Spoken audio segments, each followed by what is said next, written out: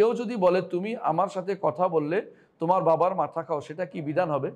সেটা কিছুই না, এটা বেহুদা কথা। এটা বেহুদা কথা। তোমার বাবার মাথা খাবে কেমনে? একজন মানুষ কারো মাথা খেতে পারে? এটা বেহুদা কথা। এটা দ্বারা কোনো শপথ হবে না, এটা দ্বারা কোনো কিছুই হবে না, এটা বেহুদা কথা। এমন ঘনিষ্ঠ যে কথা বলতে হবে, কথা বলবেন, মাথা খাওয়ার কোনো কিছুই নেই।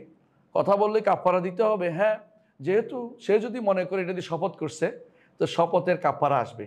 কিন্তু সে হারাম করেছে শপথ আল্লাহ ছাড়া কারো নামে শপথ করা শিরিক। সে একটা শিরক কাজ করেছে, এটা শিরিক করেছে সেইটা বলে।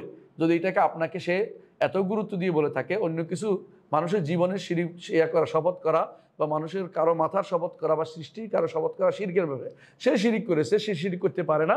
আপনি অবশ্যই এই কথা এটা দ্বারা কিছু মনে করবেন না। অবশ্যই আপনি তার সাথে কথা বলবেন, বলবেন যে এই শিরিকের কথা আমরা শুনবো না, এই শিরিক আমি মানবো না, আমি কথা বলবো, কারণ এই শিরকি শপথের কোনো কিছু নাই।